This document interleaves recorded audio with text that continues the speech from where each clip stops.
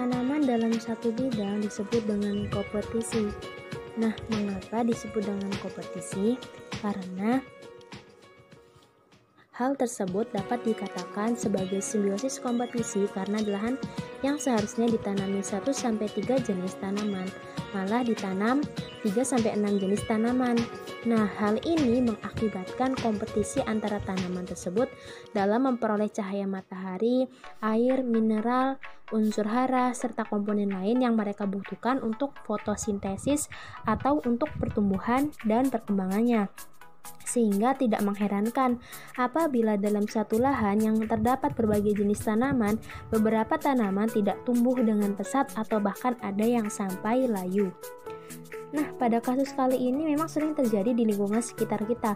Beberapa orang mungkin berpikir untuk menghemat lahan, akan tetapi bagi tumbuhan hal tersebut sangatlah merugikan karena mereka akan berkompetisi. Maka alangkah lebih baik apabila satu jenis tanaman ditanam dalam satu pot saja, atau jika terdapat lahan yang luas, setidaknya tanamlah 2-4 jenis tanaman saja agar kompetisi antara tanaman tidak begitu ketat dan tentunya akan menguntungkan kita karena dapat menghasilkan oksigen. Selanjutnya ada simbiosis mutualisme, yaitu manusia dengan tumbuhan.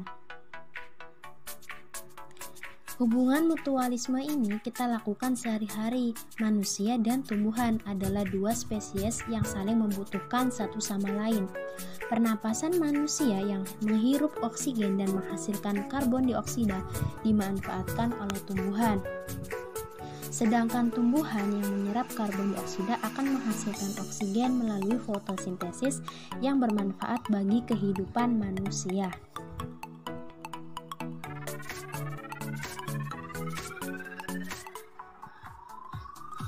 Salah satu contoh dari hubungan yang hanya menguntungkan satu pihak atau parasitisme ini adalah hubungan nyamuk dan manusia, di mana nyamuk akan menggigit dan menghisap darah manusia. Jenis nyamuk tertentu bahkan bisa menyebarkan penyakit mematikan seperti demam berdarah atau malaria. Bagi nyamuk, hubungan ini menguntungkan karena bukan saja mendapat darah tetapi juga berkembang biak. Namun bagi manusia, hubungan ini merugikan karena dapat terserang penyakit berbahaya.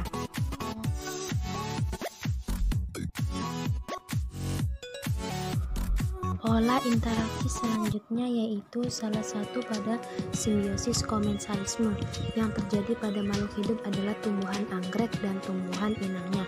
Tanaman anggrek mendapatkan tumpangan dengan hidup menempel pada pohon inangnya.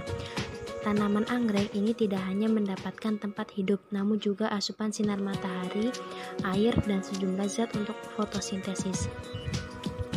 Meskipun menumpang, tanaman anggrek tidak mengambil apapun dari inangnya. Meskipun demikian, pohon inang juga tidak mendapatkan keuntungan dari keberadaan tumbuhan anggrek yang menempel.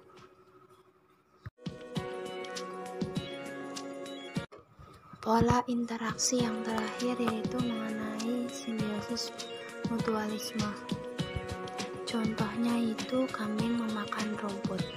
Hubungan simbiosis mutualisme karena kambing mendapatkan makan dari rumput dan tanah di sekitar rumput supaya rumput itu subur dan juga kotoran kambingnya.